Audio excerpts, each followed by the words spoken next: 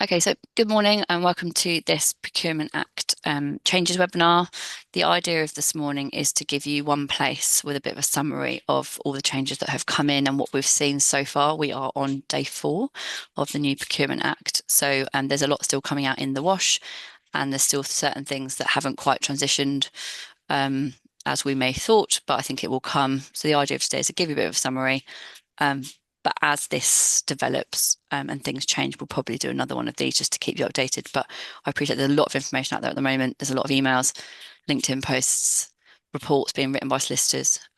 So the idea of today is to give you that high level summary, things you might want to think about, be aware of that you might not have seen, to make it easy for you to access. We are recording this. A copy of the recording and the slides will be sent to everybody who has registered. So if you haven't been able to join or you need to drop off for a call or whatever, then you will get a copy of this later today. So let's get started. I'm just going to hopefully let me know. I'm just going to share my screen.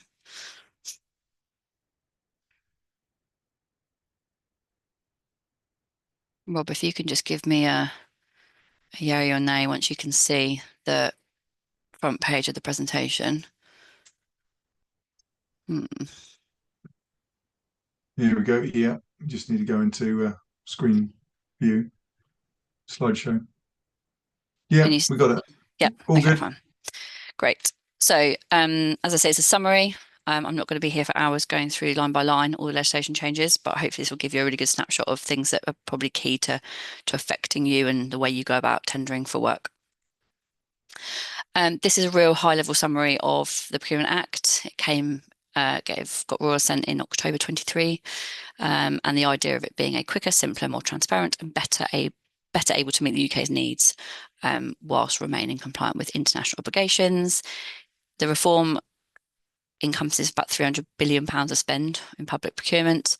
And I say the idea is to simplify, increase transparency, and open up public procurement to, most importantly, small businesses or SMEs, which a lot of people on this call are and fit into that category. It's also going to strengthen up the ability to vet suppliers and evidence that they are, in terms of conduct around things like modern slavery and compliance. So I'll go into that in a little bit more detail in a second, but that's a really high level summary of what this is. And it is an act, therefore it is legislation rather than it is now live. So at the end of today, I'm going to talk to you about the central digital platform and the Government One Profile. I'm going to give you a little demonstration in a minute about the profile as well, just show you ours, and so it's not too alien for everyone. Going to talk about the find a tender service, which is something you might be familiar with from past, but it has changed and its functionality has changed. And sort of key actions for suppliers to take now that are relevant. Whereas before, because the portals and stuff only went live on Monday, you couldn't really do anything before this week. Whereas now you can actually go set your profiles up, get yourself on there and accessing that data.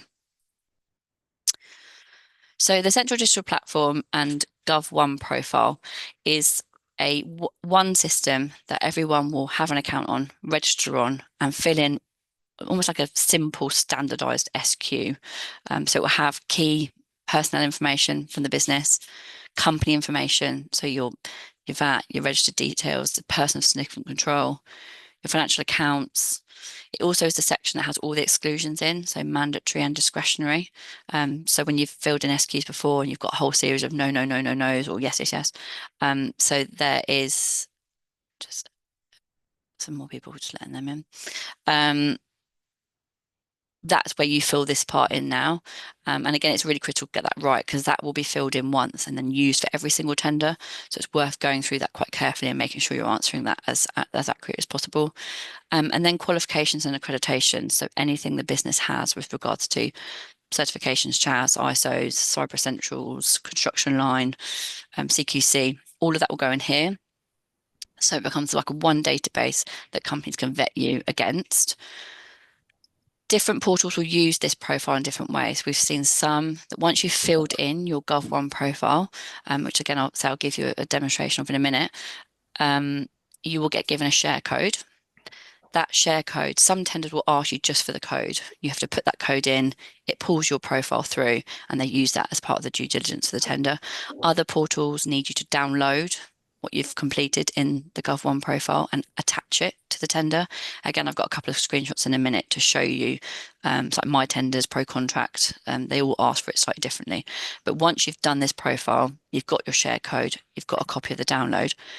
That download also gives you something called a PPOM, which again you might see certain portals asking you for, is a little bit confusing. So some portals might ask for a share code and some's for a PPON. So again, just being really clear on what those two different things are. And you've got those in your repository when you're doing your bid libraries, etc. They'll be quite critical to save quite a bit of time. And that's the idea of this. We're not filling in standardized SQs. However, there are certain things this Gov One profile doesn't cover. So, for example, in the Gov One profile, there's nothing about insurance. There's nothing about company policies. There's nothing for references. So, when you do your 3 references or contract examples, and there are no project specific questions. So, although it does cover that high level due diligence, it doesn't cover some of these more specific areas. So, we are expecting to still see some form of SQ type questions that will cover maybe these areas, which end clients, buyers will still need to know to select you. So here's a couple of screenshots, as I said earlier, about how you might see these things being asked for. So this screenshot has come from My Tenders.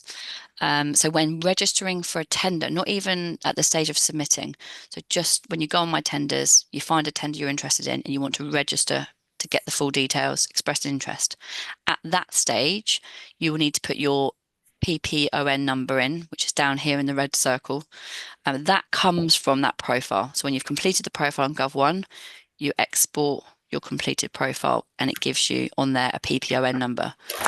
So that's really worth knowing because you won't even be able to get into a tender or get the documents without that number in. So if you're thinking, oh, should I bother getting my Gov One profile set up? Should I just wait until a tender comes up we're going to submit for? There may be situations where you can't even get to tenders and the documents without it. So it's probably worth having it sooner rather than later. This is not the share code, and that's where it's different. The share code is different to that PPON number. The other thing you might see, this is a screenshot from Pro Contract. So again, this one is actually within the submission. So when you're doing a submission, you may have seen this box already on Pro Contract. It's been around for a little while. Up until now, you could almost ignore it because you physically couldn't attach your CDP Gov One profile because it didn't exist before Monday. Whereas now, all you need to do is tick that box to say, yes, I can confirm I have provided it. And then when you go to the response section, you will have to upload a downloaded copy of your Gov One profile. So it's quite easy to do when you set the profile up, you download a copy of it. And then that's what this section means. It means it wants a downloaded copy of your completed profile from Gov One. I expect across, as I'm sure you all know, there are so many different portals, and I think we will see variations of how they want this information. Some will request a share code, some will want the actual physical download. Anything you're not sure of, unsure of, happy to sort of have a look at and advise on. But these are the 2 we've seen sort of so far in terms of the most common ways that you're being asked for this new information. So just gone to find a tender. So find a tender and the Gov One profile are almost one of the same thing. So within that Gov One profile, find a tender, you log in as a company, you set up your account. And from in there, it's not just about submitting your details, it's also how you then find tenders. The idea being this is going to be a central platform for all tenders in the public sector to be released onto. In reality, this week, we are still seeing tenders coming on different platforms, Contracts Finder, B2B, that are not on Finder Tender. So I do think we're going to have a period of transition. We are going to keep an eye on it through our full search service. We run search across all these platforms anyway. So we're keeping an eye on it. And in time, we may see everything on Finder Tender, but at the moment there is duplication. So if you're running your own searches and you're doing your own looking for tenders, just be mindful that this is not currently at all a catch-all. There's stuff coming out elsewhere. But again, I can keep you updated if we see that change. The idea is that it's not just a platform for notice anymore, just to find tenders. And again, when I show you in a second, there's all sorts of other fields now. There's a lot more contract data, pipeline opportunities, planning, insights into who won the contract, what's being spent currently, and how decisions are being made. There's a lot more data within Find a Tender than there was previously, and I think that will just continue to increase as this is now a live situation. The good thing about that is it gives you potentially more information to use in terms of deciding whether you should bid for things, who the incumbent is, what the current spend is. But it's also something that you have to do. It's data that's there, but you have to have the time to mine it and work out what you're going to do with it. But when I show you the setup in a second, it's just deciding how you're going to use that information, if it's something you're going to monitor or use on a tender by tender basis. The other thing the Procurement Act is kind of emphasises the need for notification and transparency. So the idea being a lot more pre-market engagement, a lot more pipeline notification of new opportunities. They are being sort of mandated to provide that transparency, accountability, provide more opportunity for engagement and communication as well throughout the process. So you might see tenders that come out, you think it's a tender, but it's actually a pre-market engagement that you fill in and engage with, or events where they invite you in to talk. So again, they are a good thing to do. They're a good thing to spend time on, and how much you want to engage in those is up to you. So sort of key changes in a high level sense. Simplified process for SMEs VCSEs. So that's good news. A lot of the due diligence, I said, in that front end piece, and then trying to break down contracts so you've not got as many big contracts. There's more frameworks. There's lots to make it more accessible. This again has been around for a little while in terms of questions, but as part of this legislation, one of the items is mandatory 30-day payment terms for suppliers within your chain. I'll come onto this in a little bit more detail, but emphasis on social value and sustainability. The way they've changed how tenders are assessed now, they've removed economically from the acronym, and it's just most advantageous tender, which allows the scoring to be wider than whoever is just cheapest. So there'll be a lot more score and weighting allocated to things that are not just price, but social value commitments, approach sustainability, climate change, as well as your general quality stuff. So as a company as well, looking at how you're committing to support social value, apprenticeships, training, employment opportunities, community, giving back, will be something that's, again, already we've seen is getting more weighting, but that will continue to increase. And there's a lot more performance transparency for contracts over 5 million. So contractors that win contracts over 5 million in terms of their performance, and how that is. So the spend at that level is much more open. People can see it, what's being spent with who, how they're performing, and any notices or issues that have occurred. This will come up, and again, right now it might feel like it's very similar to before. So there's two different types of procurement procedures that you might see now. So open procedures, which are single stage processes, all suppliers can submit tenders. So they will be open to anybody. Flexible procedures gives the buyer the opportunity to customize the process to what suits them best in terms of innovation and efficiency. Again, trying to cut out layers of bureaucracy, unnecessary due diligence, dragging small companies through onerous bid processes with multiple stages and huge repetitive questionnaires. So the idea being that the procurement can be tailored to suit the opportunity better, rather than doing, days and days of work for a 100 grand contract. That's the idea of that, is to give that flexibility and make it a little bit more fit for purpose. But how they look, you'll see again in Find a Tender in a minute, there's a way you can search for the different types of procurement procedures so you know what you're getting yourself. Is it a framework? Is it a single stage process? So you know what you're getting yourself into. This is quite a big change and something to be aware of if you have got suppliers or subcontractors within your submission. So there will, moving forward, be a central list of barred suppliers, and the reason suppliers can be barred is for a number of different things, but usually around misconduct or non-compliance around these exclusions. So it could be to do with modern slavery. It could be to do with taxes or payments or general conduct as a business. This does obviously enhance integrity and trust within the procurement process, but one thing that to be aware of is if you include unknowingly a barred supplier in your bid. So when you put your submission in and you name your subcontractors or your suppliers within your submission, if one of those subcontractors or suppliers is on the barred list, your whole bid would be disqualified. So it's something that the pressure to do your due diligence on your suppliers, on your subcontractors, and be aware if any of them are on that barred list. So again, these are things we should be doing anyway. We should be vetting our suppliers, we should be vetting our subcontractors, but that central barred list is something to be aware of, because obviously if you may not be an issue, but if one of your subbies is and they're named in your bid, they could make your whole bid non-compliant and disqualify you. This is what I mentioned earlier. Sorry, the slide on the right's just gone off slightly, but the transition from meet to mat, you may not have noticed this in previous tenders, but historically it's always been scored and evaluated on a most economically advantageous tender, which is focused on cost and quality. So, when you get your 60% price, 40% quality, or 50-50 or 70-30. The idea now, by dropping the economically, so it's most advantageous tender, it allows broader factors to be considered in that mark scheme. So again, we've already seen where you get 10% social value, for example, comes into the mix.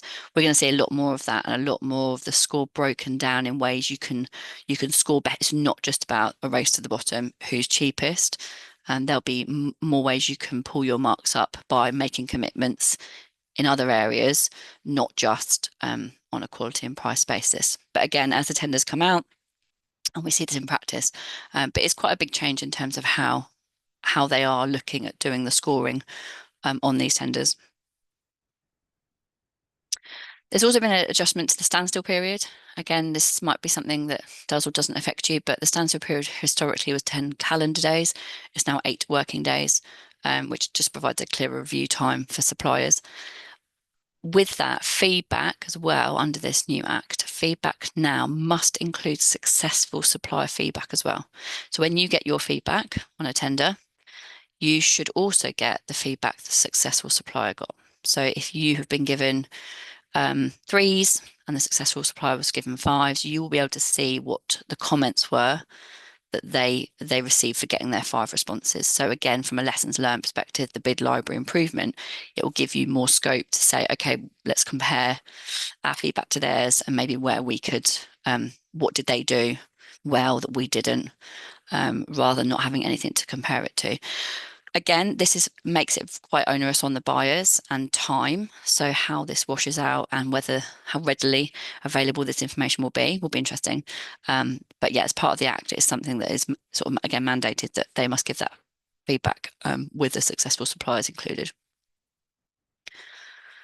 So just a quick summary before we sort of have a quick look at Find a Tender. Sort of action steps at the moment that are probably most critical is getting registered on that central digital platform, which is your Gov One Profile, because actually it doesn't just stop you from submitting tenders potentially or being non-compliant, it also stops you accessing some. So that's a priority, definitely. Start to consider some of the sort of social environmental factors that you as a business commit to and maybe historically have given maybe lip service to, that now needs to become much more front and center in your proposals and your approach and investment. Obviously, once you're in that platform, monitor, find a tender, for new opportunities, but also that contract data. The information in there around incumbents and spend and pipeline opportunities, not just tenders that are out now for you to respond to, but what's coming. If you've got certain local authorities or clients that you want to work with, you want to target, actually looking into them as to when the client contracts renew can give you time to plan as to when to be ready to tender for those and position yourself in a good way to win. And another one is engage. Your current clients and procurement authorities, they will also be going through massive changes as a result of this act. So engage with them, speak to them, find out from their side. any changes they foresee that you don't want to get caught up in. So how they're going to use that Gov One profile, how they're going to supplement that with other questions and do their due diligence so you can be prepared for what comes out with their next tender. So I think just speaking to them, finding out what their thoughts are. We have actually seen a couple of public sector bodies, one a university who's claimed exemption from this Procurement Act in their tender, and they've just issued a old school SQ for everyone to fill in. Again, because it's such early days, what that exemption is down to and understanding who can claim that exemption and why. Again, that'll be something we'll be keeping an eye on. But there does seem to be for the lower end contracts, the under 5 mil, there does seem to be a bit more scope to opt in or out in terms of process. So we'll see how that plays out. So what I'm going to do just before I go into questions, I'm just going to take you onto my profile.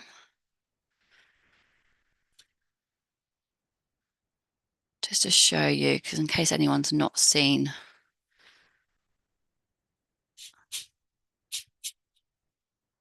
Again, Rob, if you can just give me a yes to say when that's showing. Yep, we're up. Okay, so once you're logged in to find a tender, again, this might look familiar to some where you've been in here before and looked for tenders, but you will come in. I'm logged into an account. It's not just a website.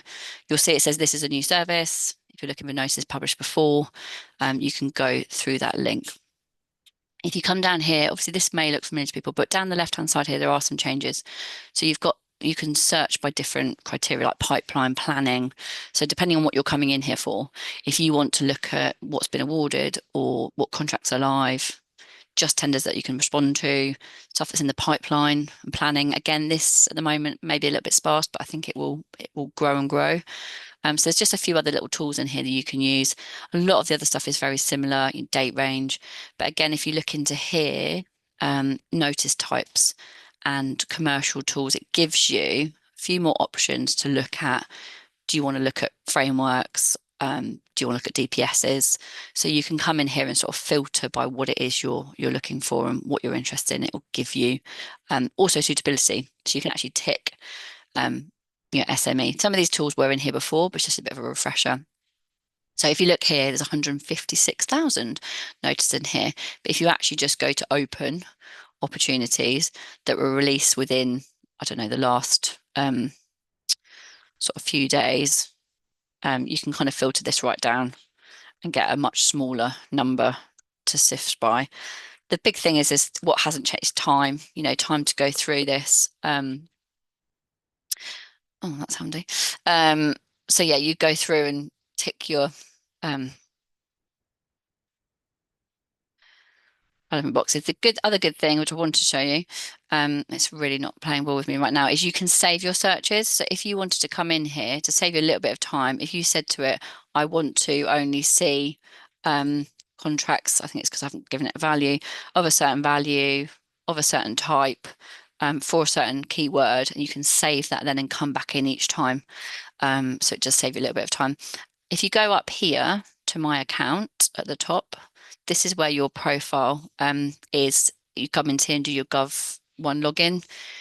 When you set this up, it will give you a QR code. So your authenticator app, some of you might have that already for the things, you will need to set up on here, but also an authenticator code so you can get in and out. You can have multiple people on your account, but when you do it, just be mindful that you want to save that QR code somewhere, because anyone that gets in will need it's like a two-factor authentication to get in here. So you come in,